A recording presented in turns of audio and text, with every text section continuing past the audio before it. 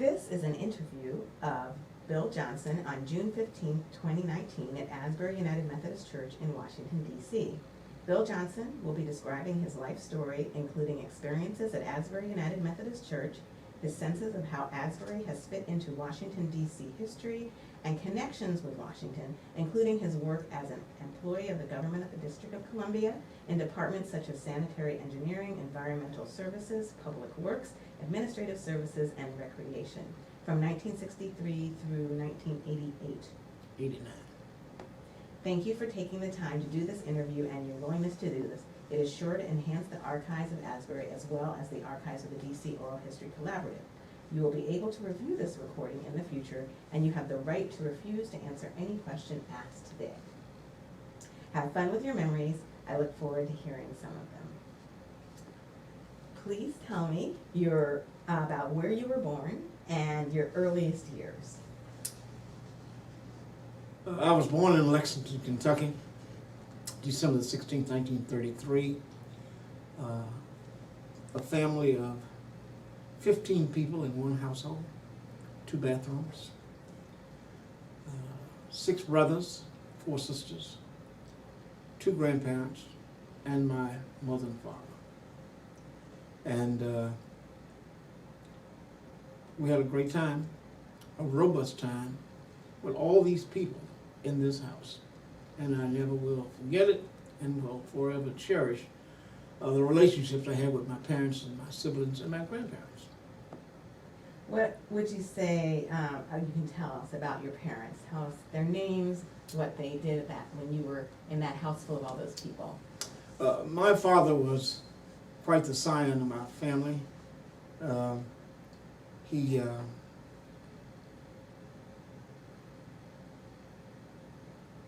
had a sister and a brother and was raised in a rural area. But fortunately, our grandparents, who lived with us, was fortunate enough to send him to Hampton Institute back in 1919, and he finished in 1924.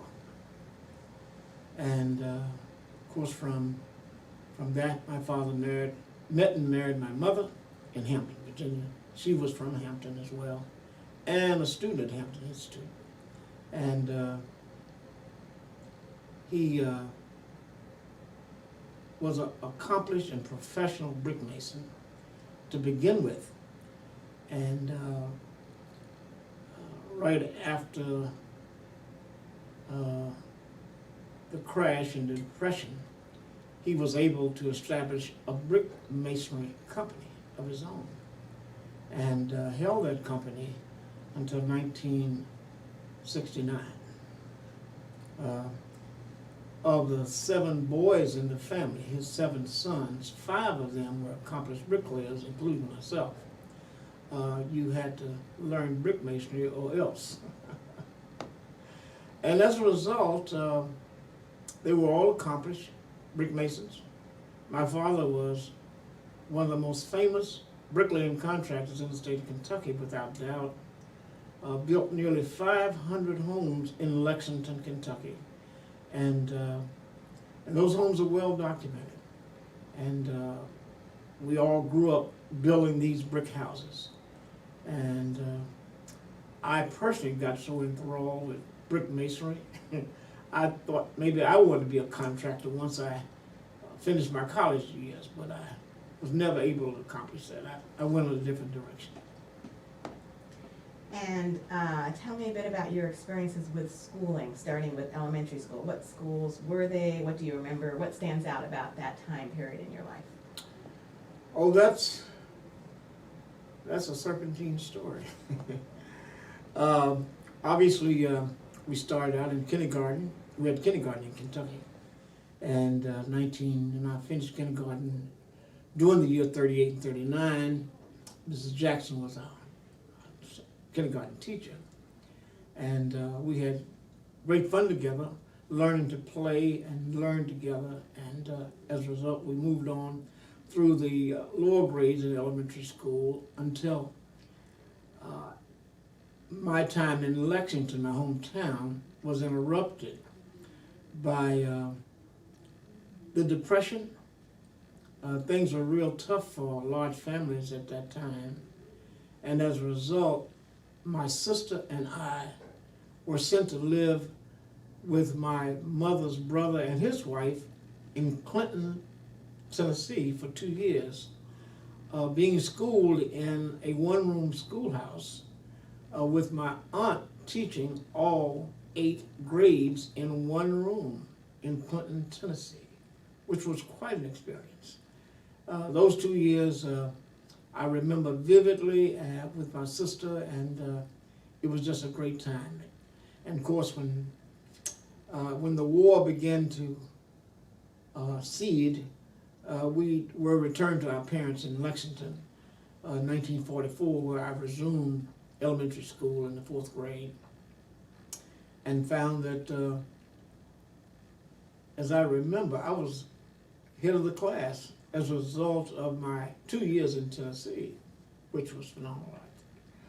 But at any rate, we rejoined our family in Lexington in 1944, and we went on to finish elementary school and then high school, finished high school in 1951, Dunbar High School.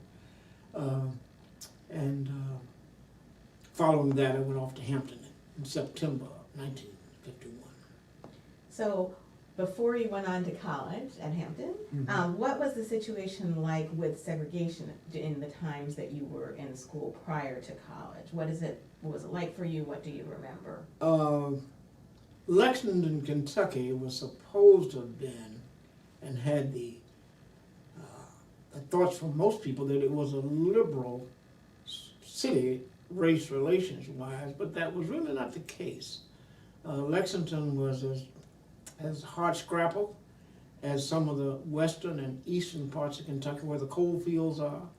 And while there was some sense of white liberalism, it did not help segregated schools, segregated churches, segregated shopping. We never were able to overcome that when I was growing up. Now, I think since that time, Lexington has improved in its race relations. But when I was coming along, it was hardscrabble. Do you recall that you didn't have some of the benefits that you may or may not have been aware the white kids had when you were growing up? Was that even something you were aware of? Well, historically, we always had used textbooks. Textbooks that white kids had used for several years, and when they got worn and tattered, they shipped them off to our schools. I never will forget that. We never could compete interracially, athletically. We were always segregated, whites in one side of town, blacks on the other. But I think we were blessed a bit because there was some tolerance, some racial tolerance in my hometown, but it was still Kentucky. And while Kentucky was not heavily involved in the Civil War, because there was really not much slavery in the state of Kentucky as it was in the deeper South, but there were remnants of it. You could feel it and experience it. So tell me a bit about your college years. You said you went to Hampton. It was not Hampton University at that point? No, it was not. Hampton Institute. And of course we were very proud of that name, but unfortunately the trustees of the school decided to change that in the early 80s, and we got through that, but with some resistance. We never liked the dropping of the institute. Why? Well, Hampton was started in 1868, and we thought that kind of tradition that came along with that kind of lineage would suggest that we wouldn't tamper with the name of the school. There was some organized resistance to it from the alumni, but the president was persuasive and had his way, and we lost what we thought we had. Our argument was that Hampton did not have all the units that a university has. I think that was the big problem. We didn't have a medical school, we didn't have a dental school, we didn't have a school of religion, and so that caused a lot of resistance. But nonetheless, we survived it all, and it's now Hampton University. So while you were at Hampton Institute, what is it that you remember about those years? What was most meaningful to you? Well, I met a lot of friends. I met a lot of people. At that time, Hampton had a population of about 3,000 students, 2,000 on campus, and maybe close to 1,000 that lived off campus. Hampton is a beautiful campus, as most people know. It's heavily treed and beautiful buildings. Many of the buildings the students built, which makes it a unique college setting. But because it started out as you would have it, it was a trade school to develop black men and women to learn the trade so they could grow in their community, build their houses, develop some stability from slavery. And hence you had that continuing argument between Booker T. Washington and the other gentleman. W.B. Du Bois? Yes, William B. Du Bois. That argument continued, and to this day, people have problems with developing people for industrial type jobs. And quite frankly, as we look at the present time, that is precisely what we need. If you'll notice, most of the industrial schools, trade schools, have closed down. And as you look at the employment market today, those skills and those trades and those vocations are sorely needed now, particularly among young black men and women, young black girls and boys. We're devoid of that, and I think we're going to have another look at that. Because I read about what the Congress is considering developing, redeveloping vocational schools, putting them back on the map, putting them back in the high schools, so that people can develop skills that are useful and they can live a good, solid life. So what did you pursue at Hampton that tried to help you lead a good, solid life? Well, I was in building construction and engineering, and the thought was that I would be able to become a shop teacher for masonry, electricity, plumbing, and carpentry. And that was that course of study, building construction engineering. But when I finished Hampton in 1956, I immediately had to go into the Army and do my 2 years of obligation. But what deterred me from teaching these trades and these avocations was that the pay was extremely low, and I thought I could do better doing something else.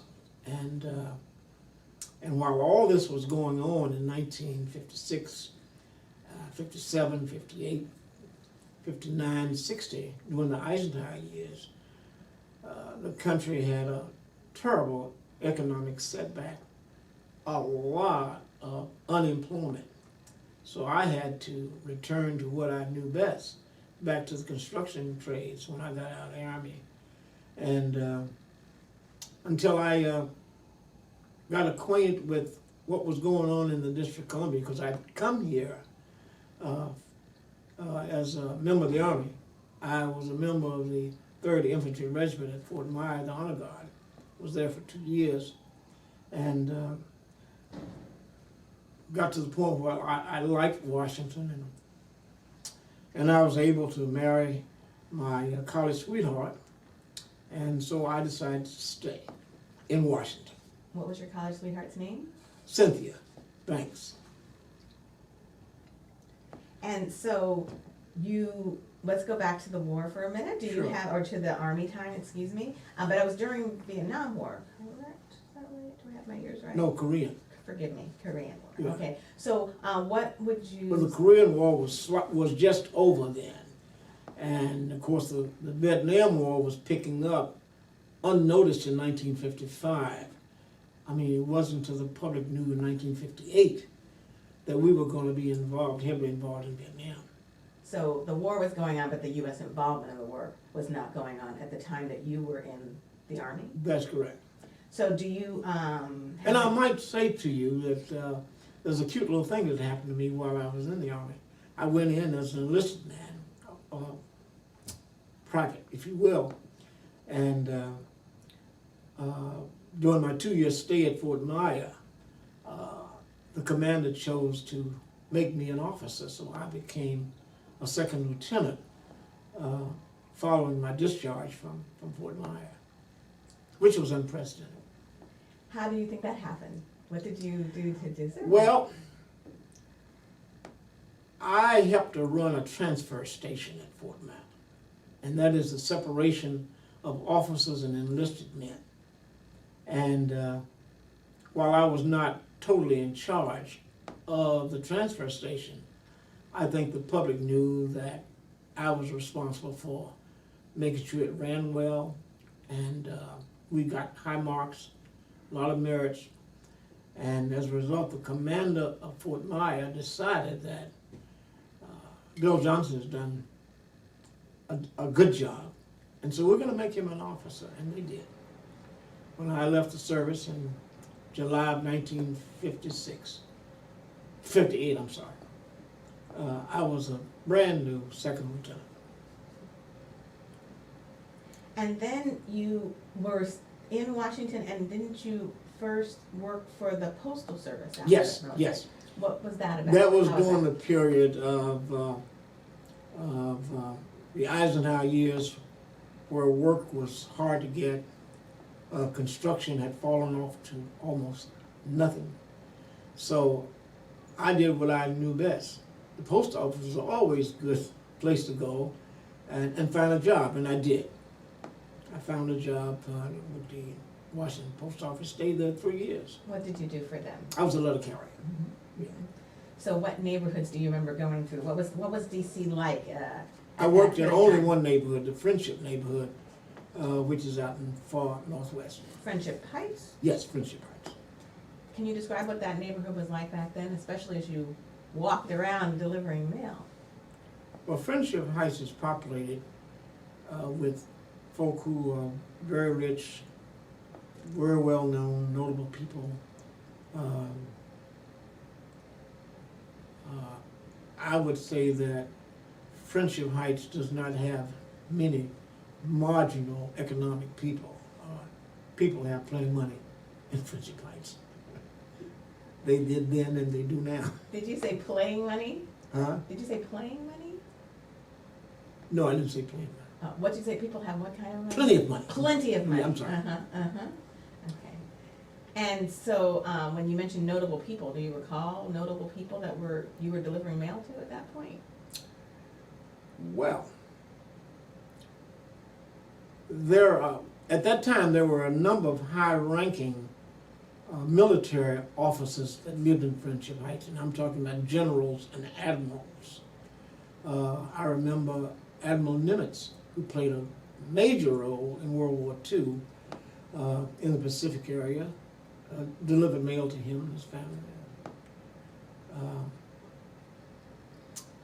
That's a long time ago, and I'm having trouble remembering these names.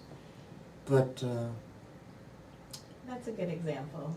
So that would have been in the late 1950s. or 1960 through 1963. Mhm. So 60 to 63. Mhm. Okay. All right, we will move to Asbury now, Okay. and then we'll move on to your career after that. That's okay? Okay. All right, so tell me the story of how you came to become connected with Asbury United Methodist Church in Washington, D.C.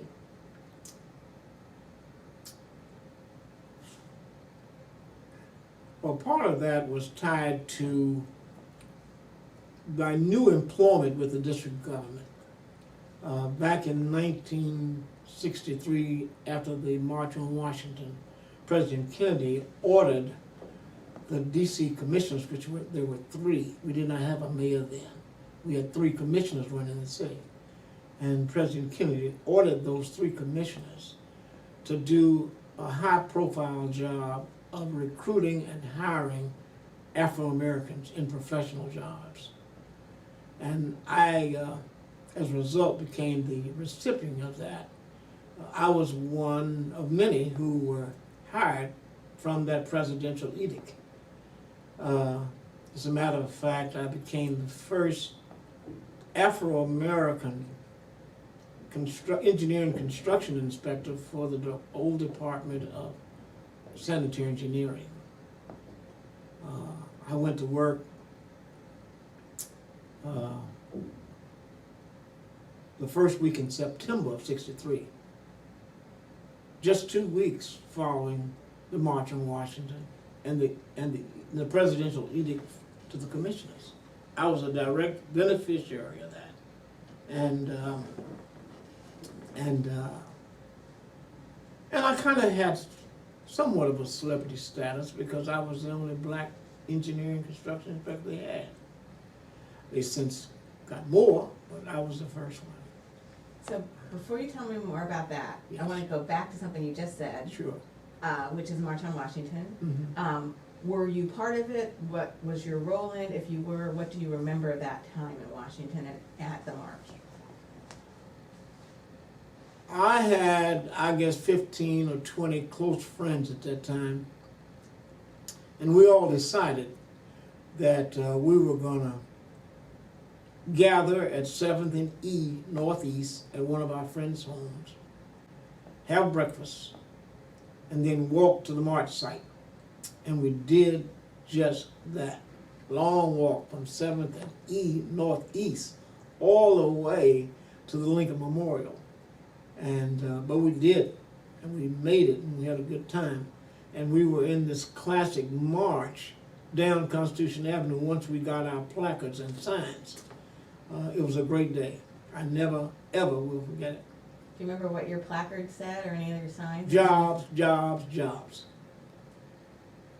And I didn't know I was going to be a recipient of jobs in the district government. I mean, I never even considered the district government because things were kind of backward back then. Do you remember the crowd? Do you remember the speeches? Oh yeah. Crowds were overwhelming. I happened to be, our group, we decided to be on the southwest end of the reflecting pool as close to the steps as we could get. So we were right on the corner of the reflecting pool and the steps in front of the monument. And it was a great day. I never will forget it. And everyone remembers or recalls I Have a Dream speech by Martin Luther King Jr. Is that something that stands out most for you or something else? Well, that stood out as well, but there were other speeches that I thought deserved a lot of merit. Congressman from Georgia. John Lewis? John Lewis. I thought his speech was right on time, despite the fact that they made him rewrite it several times before they would accept and let him read it and deliver it. But it was just a great time. A lot of singing and rejoicing, but we had no idea that Martin Luther King was going to give such an epic speech that day. It was all a surprise. Thank you for bringing us back to that very important day in our history. So I want to go on to Asbury and then perhaps go back a bit to your work life even before you got to Asbury. Okay. So how is it that you came to be connected with Asbury?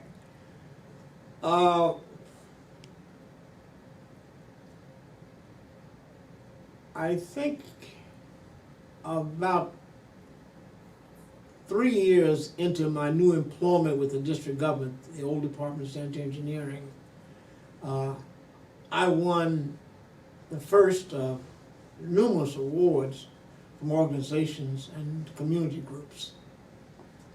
And This particular night was awards night for the Model Cities organization.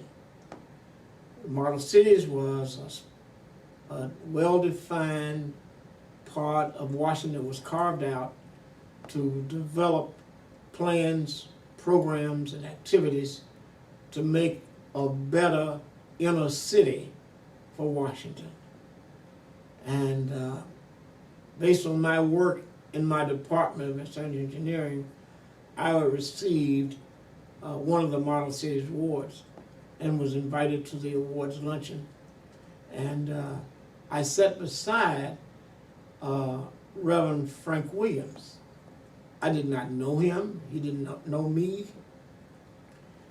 but you know, when you're at these awards banquets and you're at the head table, you know, you talk to people on both sides of you. Well, Reverend Williams dominated that whole conversation. First of all, you want to know, did I attend church? And I said, no, but I'm still looking around.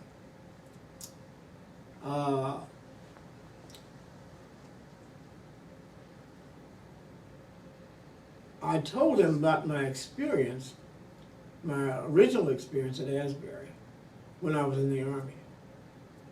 As I said, I came to Asbury several times.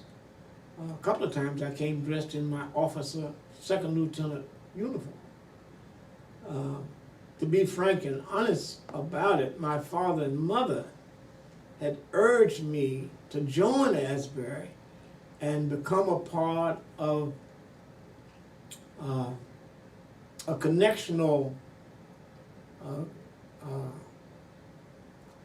system, and I'm trying to think of the name of it now. I think about it all the time.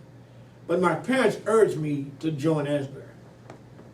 My father had come to Washington during the war back in 1944 to work a short period of time, and he found out that Asbury was a prominent church to go to. And so when I was in the Army and came to Washington, my father said, we want you to join Asbury. And so I did. I came down and visited the church several times while I was in the Army and while I was out. And I just, somehow or another, did not connect well for whatever reasons. And I don't really think it's important at this point, because after talking with Reverend Frank Williams at this luncheon, he insisted that I come and give Asbury a second chance. And I did. April 1977 is when I officially joined Asbury. And as one would say, the rest is history. What made you join then? What was it that caught you then, other than the minister encouraging you to come? Well, he was real strong in his effort. I think part of it was that I was getting an award, and this was not just a plain award. This was a Model Cities Award and he was getting one too. And I think we just developed a fellowship and a friendship that night, and he persisted, and I decided to heed his advice and did join. What are some of your earliest memories of your time in Asbury then, which would have been from the mid to late 70s on? Well, back in 1977, Asbury at that point had a very large membership. What's very large mean? I would say in the neighborhood of 1,000 to 1,400 people. And the challenge to me was to try to meet as many of those people as I could. And sometimes I was successful and sometimes I wasn't. But it wasn't long after I joined that Reverend Williams approached me to become a member of the Staff Parish Relations Committee. I eventually became the vice chair during that 3-year period, and the last year of that 3-year term, I was the chair of the Staff Parish Relations Committee. And following that, Reverend Williams decided that maybe I should consider chairing the administrative board. And what does the administrative board do compared to, say, a church council? Well, the church council is a forerunner of the administrative board. The administrative board met monthly. It was called years ago the official board. Then it became the administrative board, and asked me would I consider chairing it. And after prolonged debate and prolonged thought, I decided that I would, and I told him I would, and I became the chair of the administrative board. And quite frankly,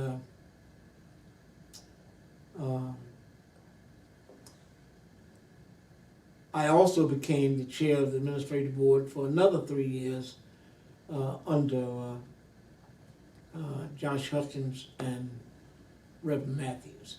So I had 6 years chairing the administrative board at different times. And during those different times when you were leading the administrative board, were there particular junctures in Asbury's history, things that happened under your watch? Yeah, one of the major changes that were made was the liquidating of the parsonages, which was a heated discussion, but we prevailed. The conference was urging churches to divest themselves of parsonages because of lack of maintenance and spousal discontent. Many of the wives, and I'm talking about across the conference now, did not like the parsonage. They were not well maintained in some areas. And so it took us a couple of years to convince the church that we ought to divest ourselves of the parsonage, and we did, and made possible housing allowances, which is now the practice. But it was not easy. As a matter of fact, we had 3 parsonages at the time. We owned 3 individual parsonages, but we sold them all and implemented the housing allowances for pastors. Why did Asbury own 3 parsonages? Well, I think 2 of them were given to us, bequeathed to us through wills. And of course, the major parsonage was at South Dakota Avenue. In what quadrant of the city was that? That's in Ward 5. So then there were there have been many other roles you've served. So we talked about the administrative board and pastor parish relations committee or staff parish relations committee. Right. Trustee. Yes, I served 2 3-year terms as trustee. I was the vice chair the first time around, and I really enjoyed that work because it had a kind of a construction complement to it, and a building maintenance complement to it, and so I enjoyed the trustee work in both instances, and of course I still consider myself a trustee around here, and I'm busy helping the current board do its work. What would be a couple of major things that happened when you were leading on the trustee board? I mean, there's obviously constant challenges of upkeep when you are dealing with a historic building. So what kinds of things did you deal with?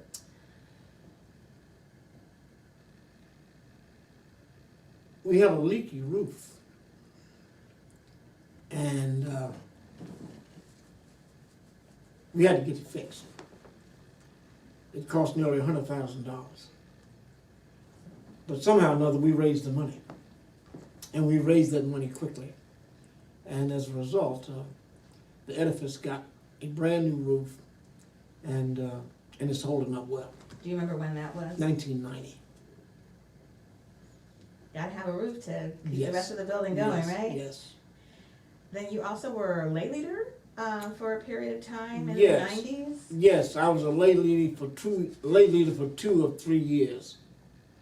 That's normally a 3-year stint, but I only did 2 because Reverend Matthews wanted me to do something else. And so,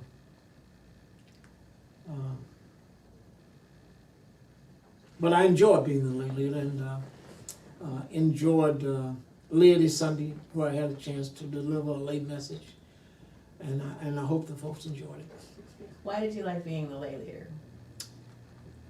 Well, I saw visions of my father, because my father was a lay leader at our church back in Lexington, Kentucky, for a long, long time. I'm not so sure they had terms then, because my father was a lay leader forever. Whether that was illegal or not, I don't know.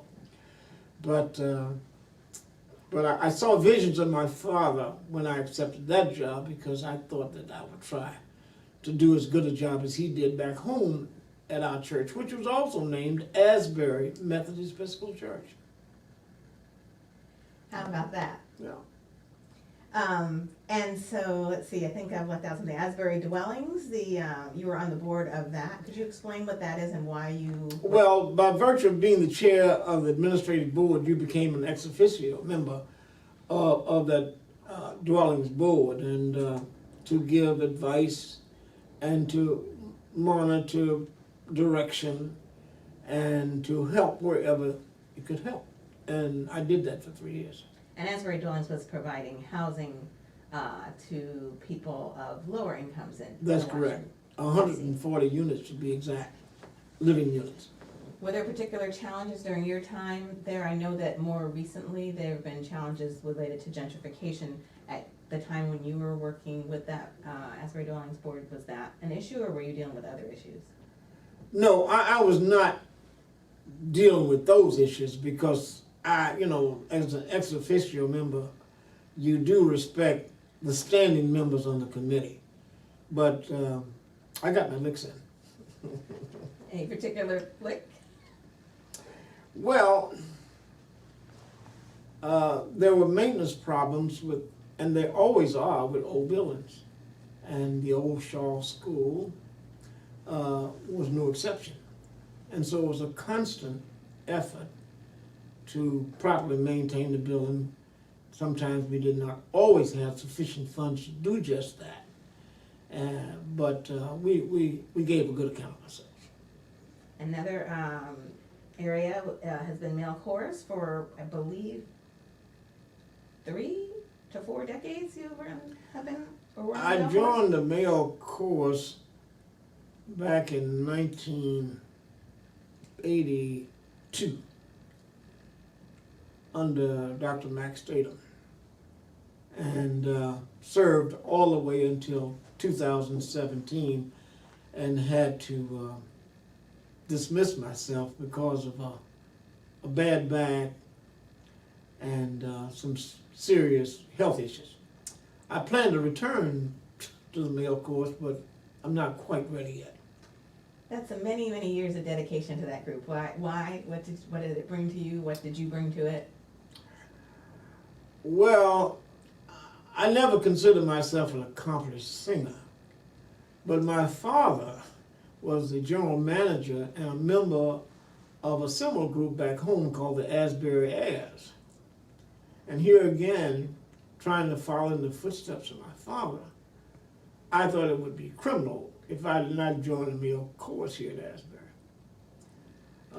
To be frank and honest with you, my father has been a very strong influence in my life, and have governed my behavior accordingly, particularly my church behavior.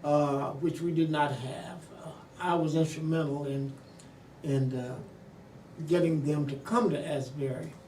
The director of that choir is an Hamptonian as well, and so it was a natural connection that we developed a relationship, and we have, and we've contributed a lot of money to them, helping them, you know, go abroad and even travel throughout the United States. We've helped with their effort, and we continue to help with that effort. As a matter of fact, we've adopted the DC Boys Choir, and the director, Eleanor Stewart, is quite happy with our participation, cooperation, and efforts. Tell me about some of the pastors you remember most and why.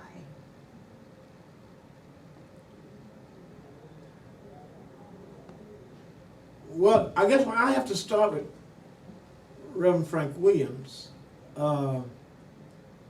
He was just overwhelming and a great preacher.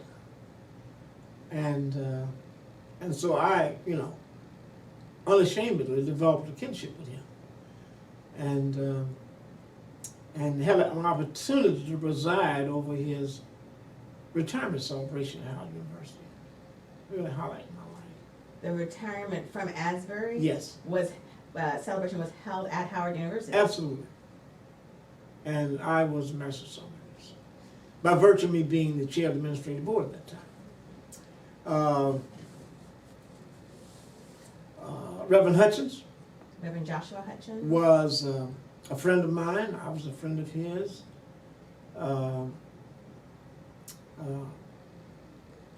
He also was instrumental in me becoming chair of the administrative board the second time around, which was shared with Reverend Matthews because Reverend Hutchins passed away unexpectedly.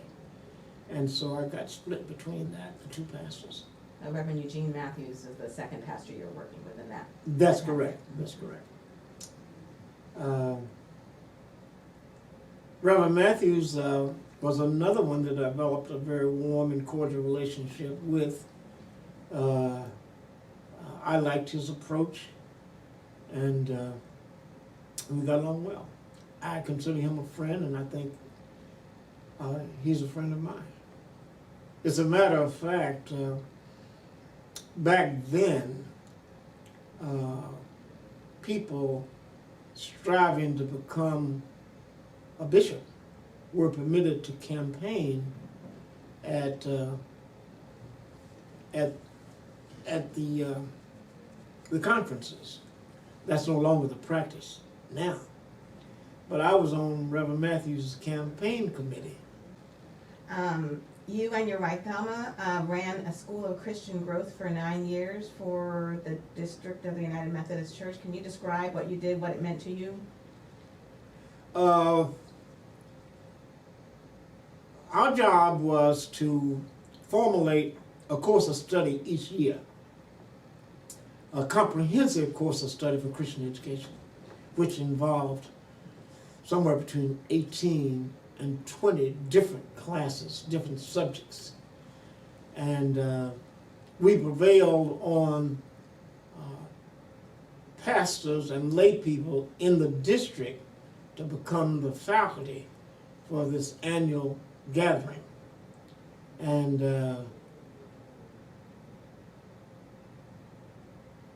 we enjoyed it. It was a happy time for us. We got a chance to meet a lot of different kinds of people across the district. Mary Brown Oliver was the district superintendent much of this time, along with a couple other district superintendents that I can't remember their names right now. David Argo? Argo was one, yes. But that was a highlight of our combined church efforts, School of Christian Growth.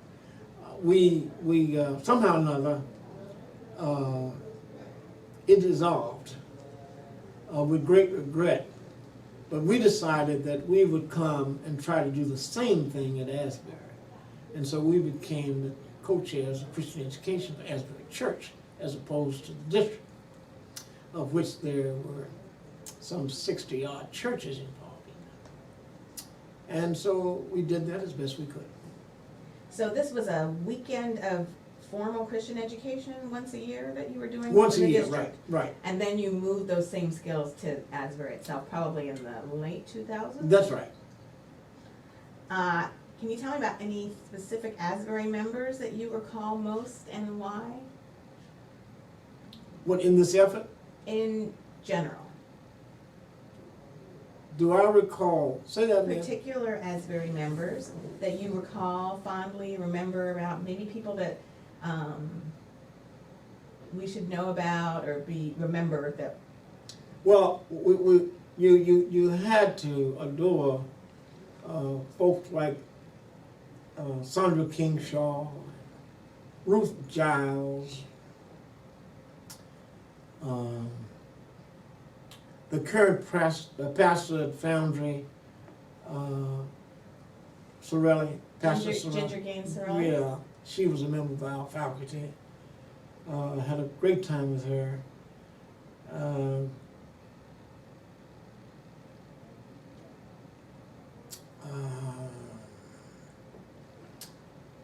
I wish I was prepared to answer your question because these names are important and I can't pull them up right now. But you're speaking of how this school, helping people with Christian growth once a year, was fueled by the education of lay people and pastors all over. That's right, it was a combined effort.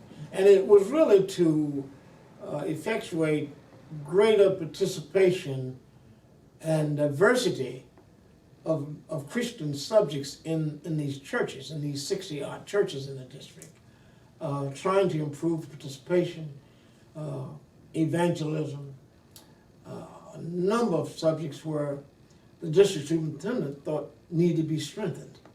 And we did our very best at that. Were there times that the Asbury community was really there for you in a meaningful way? Can you tell me about one or two of those? Oh, I think I enjoyed great kinship and participation and cooperation in both terms of my chairmanship of the administrative board. I really enjoyed it and had a good time doing it. I hope we were effective. Sometimes you are and sometimes you aren't, but overall I think the response was good. We were able to get certain things done and inspire people to do things, and so I have no regrets at all about my participation and what we were able to do as opposed to what we weren't able to do. Were there any personal times when you had challenges or joys when Asburyans were there for you that you recall?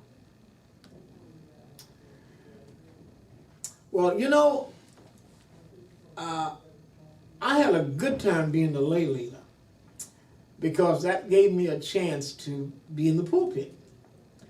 And it wasn't relegated to that. Reverend Matthews and Reverend Hutchins gave me every opportunity to deliver lay messages from the pulpit. And I enjoyed that. I really liked that. It's a matter of fact, Reverend Matthews was trying to get me to enroll at Western Seminary. And I just told Reverend Matthews, I just really didn't think I could do it. And he kept bothering me about it, but I never caved in.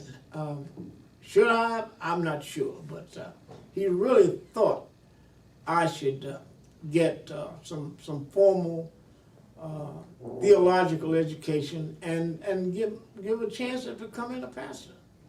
But I failed him, I think. I chose. Why did you say no, I don't think so? Well, I spent 10 years working for Mayor Marion Barry in his cabinet.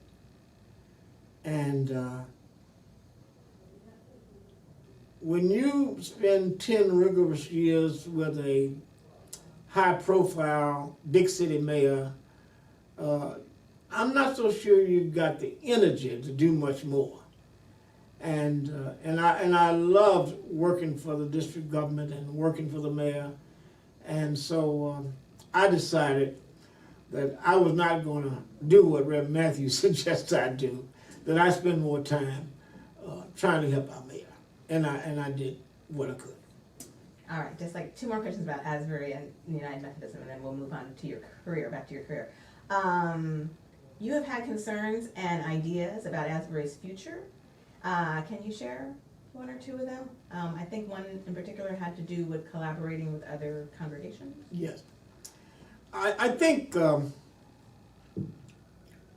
my major concern is participation in this church, the membership. When I came in 1977, this church was overrun with people.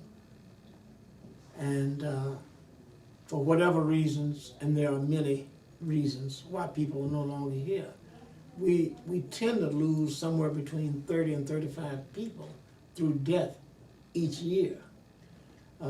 I have personally focused on All Saints Day, because that tells you a little bit about your church. And when you're losing 30 to 35 members a year, it's not just those members you're losing, you potentially lose part of that family.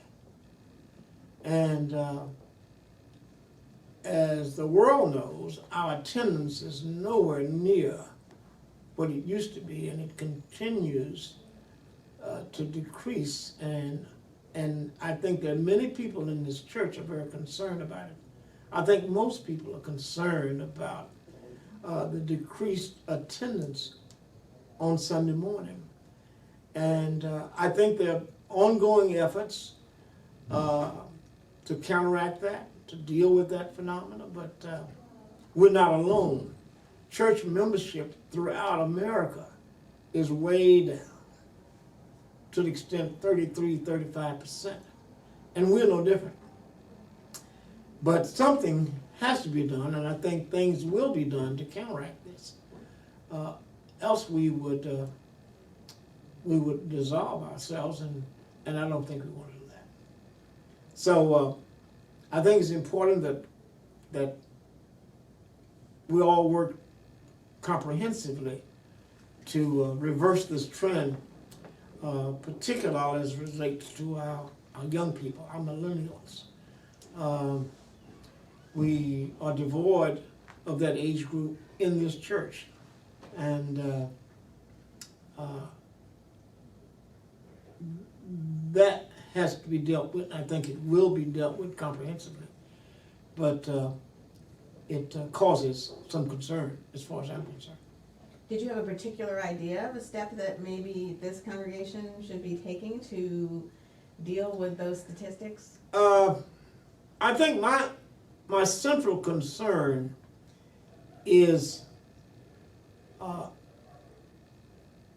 trying to activate and inspire a logical group of people to get started looking at this problem.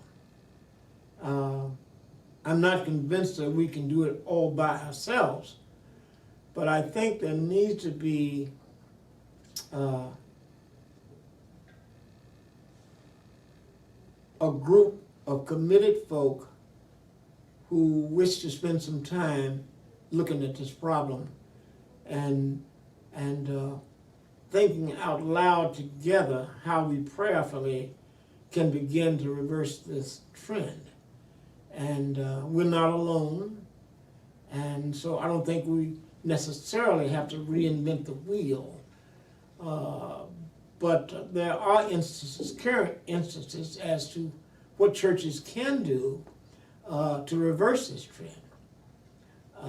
Case in point is a recently published book by Rodney Smothers that can be of some help and some resource to thinking out loud what we can do about this issue. And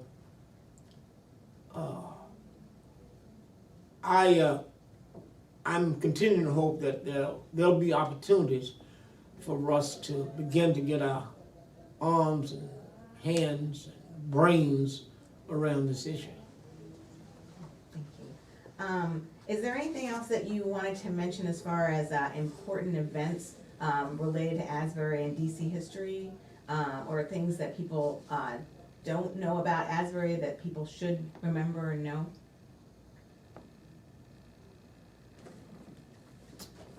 Well, you know, I personally believe that Asbury's legacy is well known and well documented. The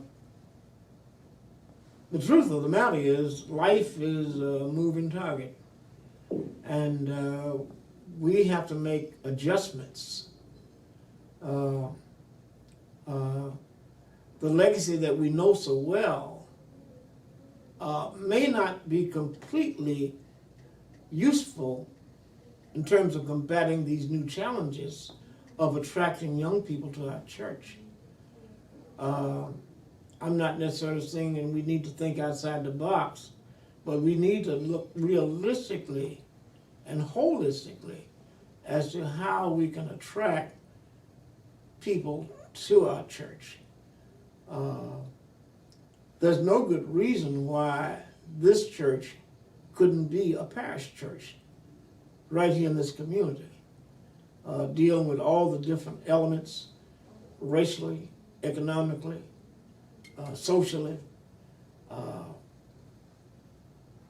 I think we just need to begin to focus on what's available to us.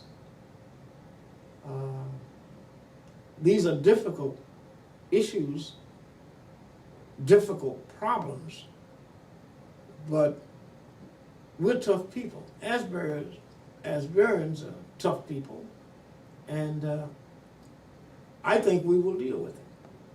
You said parish church, is that the phrase you used? Yes. What do you mean by that? Neighborhood, the immediate neighborhood. Despite its changes,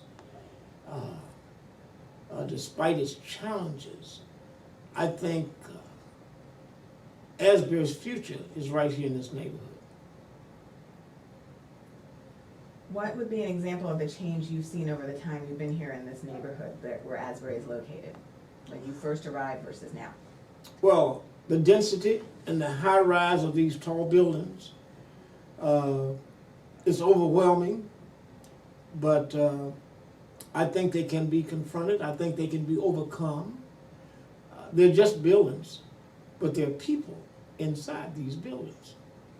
And I think if the appeal is effective and well thought out of, we might be successful. All right, thank you.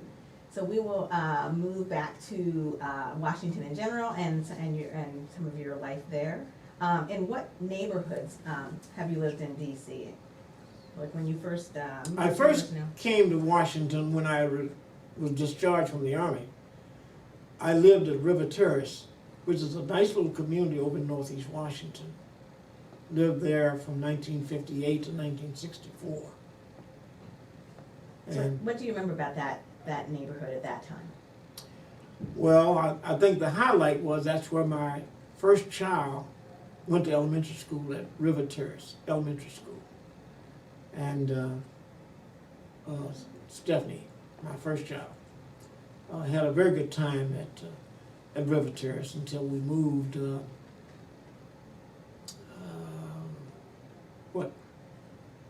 3 years later to Ann Beers, where we presently live. Ann Deers? Ann Beers, yeah, elementary school. And what was a typical day like in that neighborhood when you first got there?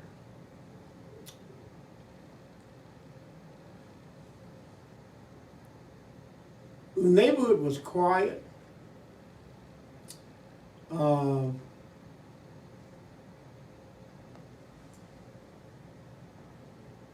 There were a lot of children. River Terrace Elementary School was well populated during that time. These were young married people such as ourselves. This was River Terrace or? River Terrace. Okay. Mm-hmm. Right. The first place you lived? Yes. Uh-huh. And We had a chance to participate early in the PTA. Principal at that time was Dr. William Mundy, and we had a good time with him. River Terrace was a nice neighborhood to live in, and we were very fortunate to get there. And then the second neighborhood you're in was called? Hillcrest. Mm-hmm, mm-hmm. And what was it like there? You were there from when? We moved in '64, and we've been there ever since. So what was it like in '64? What was a typical day in Hillcrest like back in '64? A kind of quiet, reserved neighborhood. It at that time, back in '64 and '65, '66, although in the '60s it was multiracial, and by 1970, I think the preponderance of white folk left the neighborhood. And but in the last 3 years, 2014, 15, 16, we have a tremendous increase in the Caucasian population. As a matter of fact, it very well could be a 50-50 arrangement here in the next few years, as those blacks sell their homes and move elsewhere, pass away. We have a lot of that. That neighborhood could revert to what it was in the early 50s and 60s, which was totally white. I think the '60 census says there were three families in that, 3 black families in that neighborhood at the '60 census. 1960. 1960 census. What has it been like to live in this area and see that change from one dominant racial group to another and back again? Well, we have a very active civic association, and it has helped as a linchpin to keep all of it together. I personally think Hillcrest is a lovely place to live. It's physically beautiful. There's no blight there. But it requires attention, as most neighborhoods, and the Civic Association is providing that attention and leadership to make sure it remains viable and good looking. All right, so we talked about your arriving in DC, but I don't think I got when it was you married, and I want to make sure I got that. I got married in 1957 after 1 year in the Army. In between my 2-year stint, I got married right in the middle of those 2 years. And unfortunately, my wife Cynthia passed away in 1989, suffered from pancreatic cancer that she could not overcome. Sorry to hear that. During your time in DC, you mentioned working at the Postal Service, and then you became a part of the DC government. So one of the things you did was have a rather remarkable trajectory. Could you describe that trajectory in DC government? Unprecedented. It's never been done before, and it hasn't been done since. And that is the rise from a GS5 to a GS18. Unprecedented, to include 10 years on the mayor's cabinet. And the GS5 to GS18, are those similar to federal government rankings? Yes. Was this, what was it like to be able to live through that trajectory, especially given that you were one of the first African-American employees you mentioned being given any opportunity in the DC government? In simple terms, hard work. But realistically, I I convinced myself early on that I should do all I could to encourage other black professionals to come into the department. We were not properly represented back then. Which department? Sanitary engineering. And as a result, I did all I could to be influential, even at this low grade, as the first African American engineering inspector that they ever had. But I didn't stay there long, because 3 years later, we had the riots in '68 following Martin Luther King's murder. And April the 5th, the next morning following the burning, I decided to go and visit my director of the department. And of course there was no government activity that day because of the riots. But somehow or another I made it down to the district building and walked into his office and asked him, could I be of any help? The Department of Sanitary Engineering involved the distribution of water, the collection of sewage, the collection of solid waste, trash, garbage, and whatever, and the construction of all the facilities that the department needed, such as the sewers, both sanitary and storm, the pumping stations, the wastewater treatment plant at Blue Plains. All of that was a part of sanitary engineering, and that's what sanitary engineering is. And the director was in his second week of the job, because the previous director, prior to the riots, prior to the assassination, had just retired.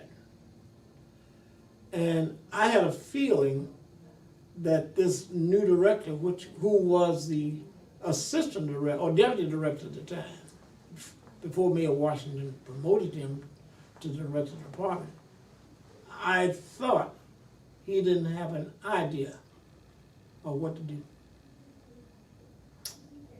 And as a result, we had a long chat in his office. And I had suggested to him what the Department of Sanitary Engineering could be doing to help Oral Washington, who was then the mayor commissioner. And my feeling was that Mayor Washington was going to rely heavily on this guy to begin to stabilize the community, wherever. And so I played a role in that. And along with the police department and the fire department, we organized teams to clean up behind the riots after things settled down. And that was 3 or 4 days afterwards. And we began cleaning out buildings, clearing sidewalks where buildings had fallen down, sewers had become blocked up. I mean, it was a mess. And I was right in the middle of that, representing that department. And I became his special assistant. Keep in mind now, I was an engineering inspector, watching over the construction of all these things that the department is responsible for. And I'm in the middle of trying to make it more pleasant after a major riot. And we were successful in getting things cleaned up, but not fast enough, because a lot of the buildings were hazardous, walls falling. So Mayor Washington was very concerned about just how deep we would get into the cleaning up of these 3 riot-torn areas, 14th Street, 8th Street, and U Street. But we got through it, and things began to settle down. And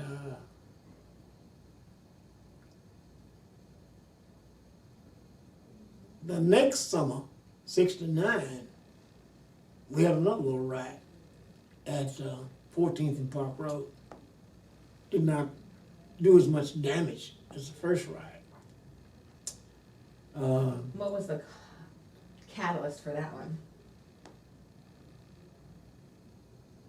I think police brutality. I think the police would kind of help set the stage for that. I think, my memory's not serving me well right now, but I think it was some police action, some aggressive police action that got that started, or at least that's what they said the excuse was. Following that summer, Mayor Barry put together Pride Incorporated. Y'all remember Pride Incorporated?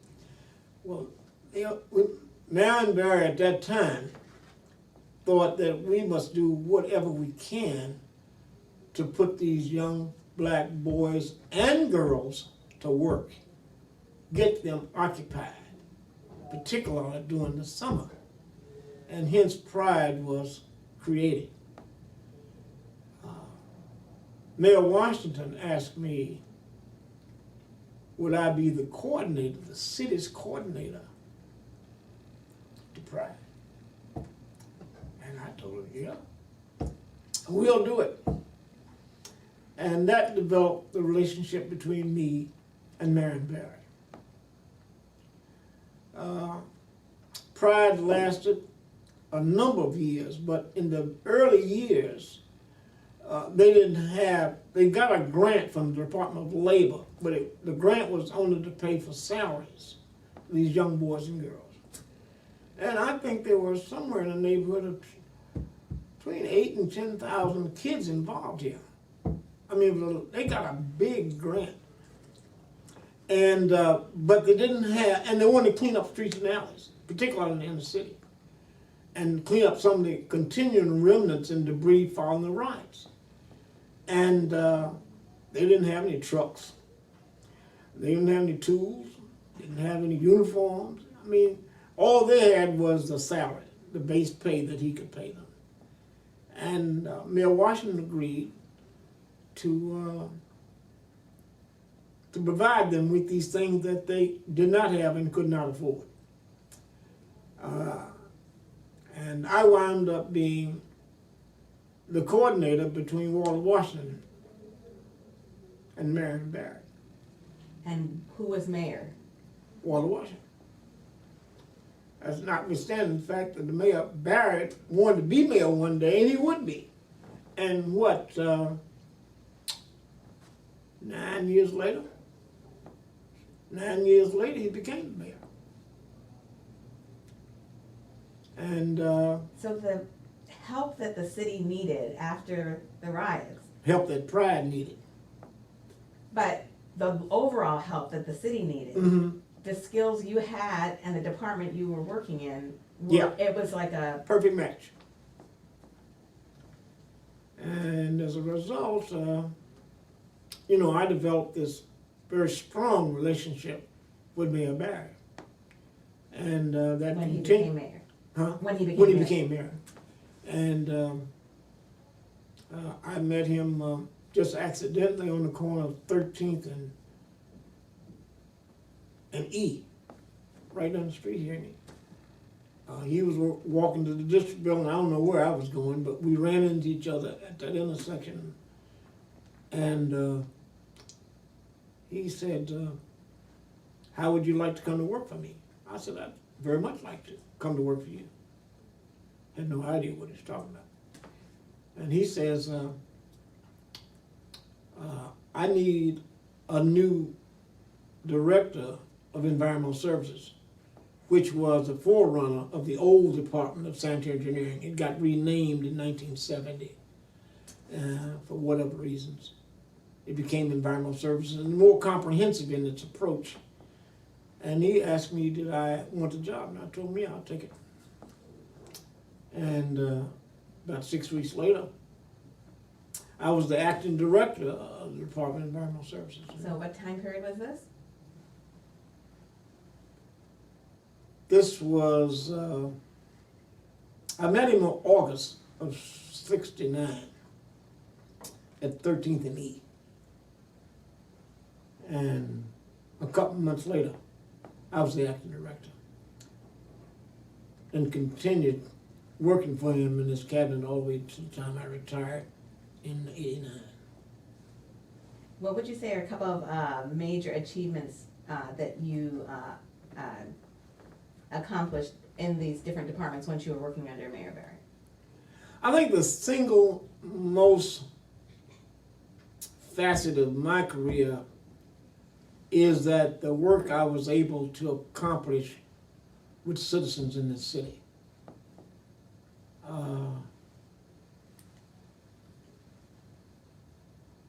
And citizens recognize that over a 10 to 12 year period with awards and citations and all kinds of ways to recognize somebody that they had a genuine relationship with. I worked very hard to create that relationship with some 600,000 people in this city. And I think that was the most important, most significant achievement in my whole career. And that is not just working for Marion Barry for 10 years, but to be the recipient of awards, citations, and recognition from the citizens of the city. You had mentioned that you were very much interested in trying to improve the lives of the employees. Is that something that you worked on through various departments? And could you describe that a little bit, what you mean, why that was important to you, what you did to try to help their lives? Well, keep in mind,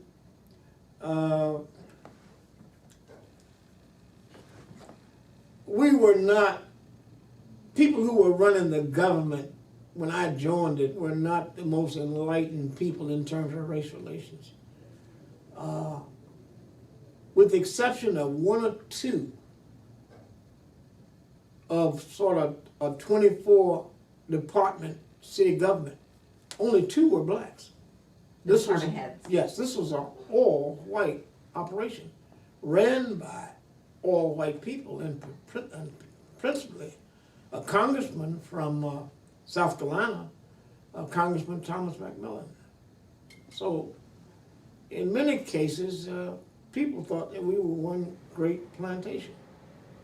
And figuratively, it may have been. It was not good.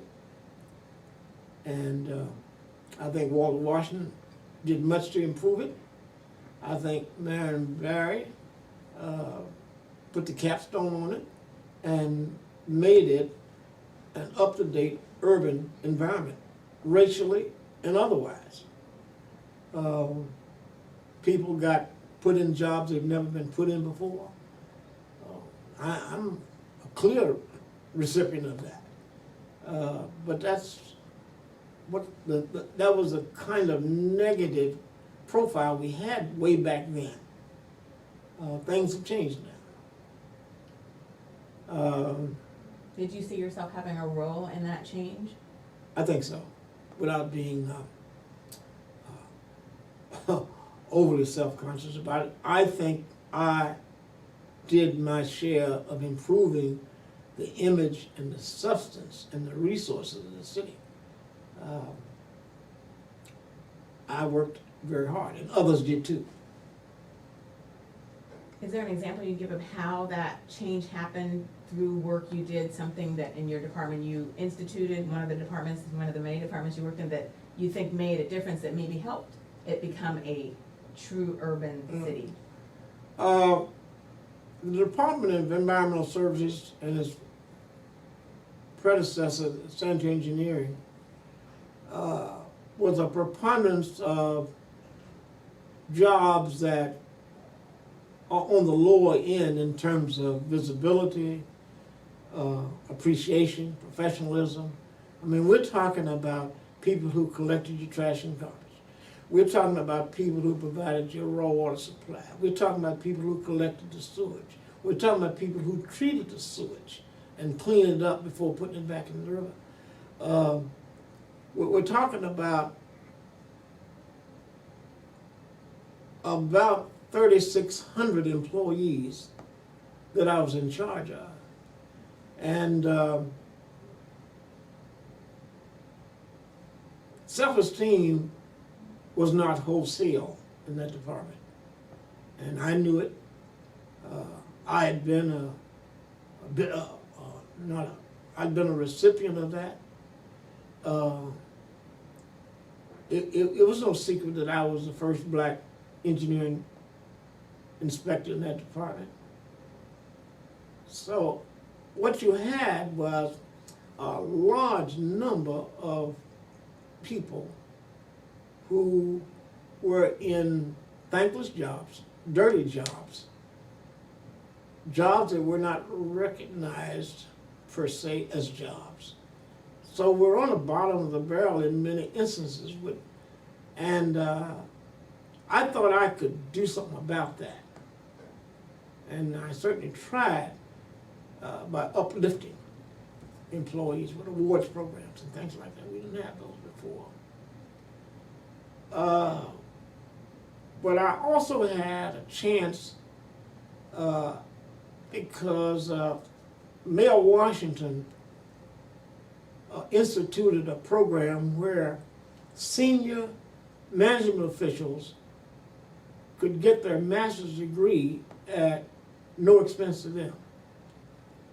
And I was one of, I guess, about 25 employees that benefited from that program and was able to get a free master's degree over a period of about 3 years. But my thesis that would qualify me to receive my degree was based on a management theory by a guy named Fred Hertzberg. He was very popular back then, but his major concern was if you could eliminate as many job dissatisfiers in the employment market on the job, you could potentially have a well-run, well-managed department. And so I did my master's thesis on the application of the Hertzberg theory. And simply put, eliminate as many job dissatisfiers as you can and increase as many job satisfiers as you are able to. And I took about 45 employees, and they became my research base. And over a period of 3 years, meeting with them from time to time, we were able to effect change in some of the attitudes of some of the employees. And I think some of that's still going on. I think. I hope. Thank you for explaining that. Were there any Asburyans in any of the departments you worked in the DC government? Do you remember running into them as you became active in Asbury, or not really? No. I don't think so. I don't think so. Other than what you said already, given that you oversaw hundreds of people, sometimes thousands of people other times, and budgets of tens of millions, Yeah. Is there something that you would say is your absolute fondest memory of that work?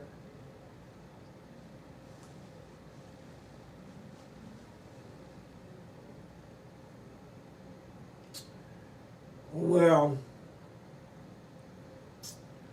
when you talk about fondest memories, that takes me way back to my final days in the government.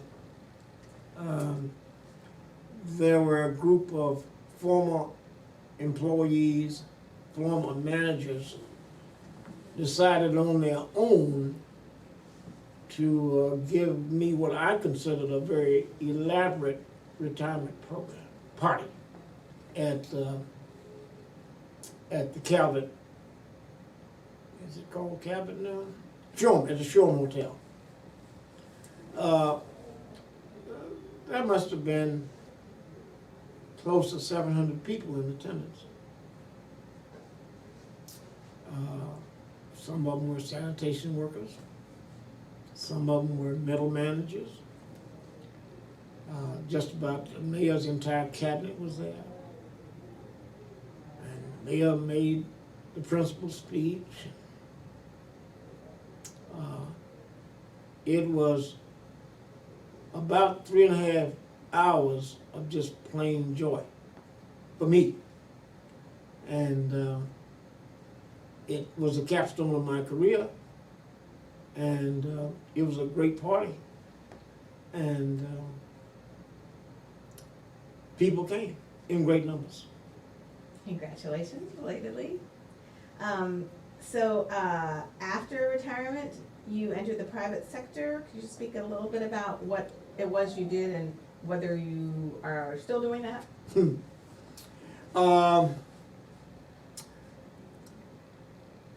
About 6 months after I retired, that didn't go well. My wife had passed away that August of '89, and I was there by myself, and I had to find something to do. And so I was invited to join the largest Afro-American engineering firm in the world, Dillon Hampton, which is principal and corporate officer right here in Washington. And I accepted their offer. And I joined their staff as a director of client relations and business development. And I was with that company for 7 years. On my 3rd year, I was promoted to vice president of business development and client relations. And had a very good time in a second career, working with architects and engineers and other professionals, doing work for cities and states and the federal government. So it was a very good transition Oh, for you. absolutely, absolutely. I was there for 7 years. So you retired again in? 96. Okay. And I did want to ask about your retirement year from the government, because you provided me with a letter when you resigned, and the letter said 88. 89. 89, never will forget. Okay. I just wanted to make sure we had your family members' names. I think you mentioned your first wife, and you mentioned your first child. You have another child? I have a son, Eric. And when did you meet and marry Thelma now? Johnson? Well, I met Thelma here at Asbury.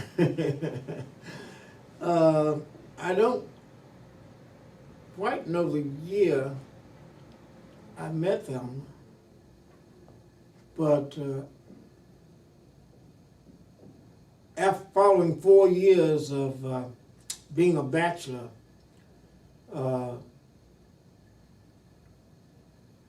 we decided that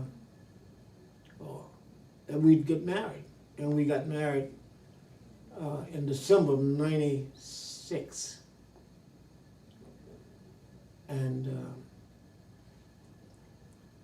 that was following 4 years following the death of my first wife.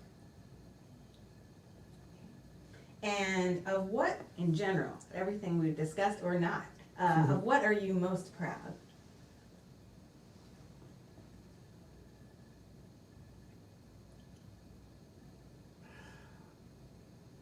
retrospect that I'm most proud of, and as I mentioned earlier, the relationship I have with some 600,000 citizens in this city.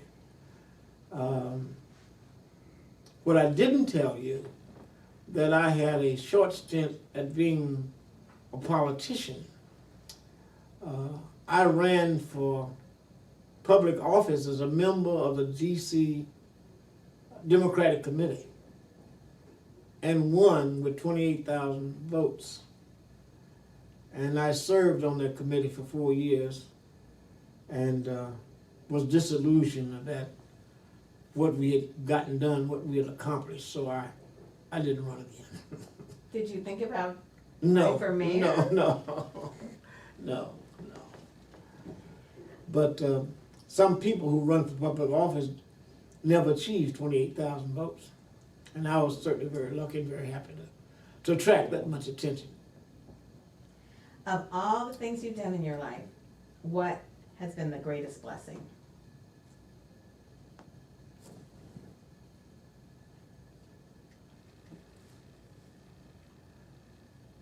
Serving a big city mayor for 10 years, 10 consecutive years, with moderate to distinctive success. It's been a nice trip. I enjoyed every bit of it. Hard work, for sure, but I enjoyed every bit of it. I think you said at the beginning your age and birth date, but if you wouldn't mind repeating that, please. I'm 85 years old. I will turn 86 on December the 16th of this year. And is there something I didn't ask you that you wish I had?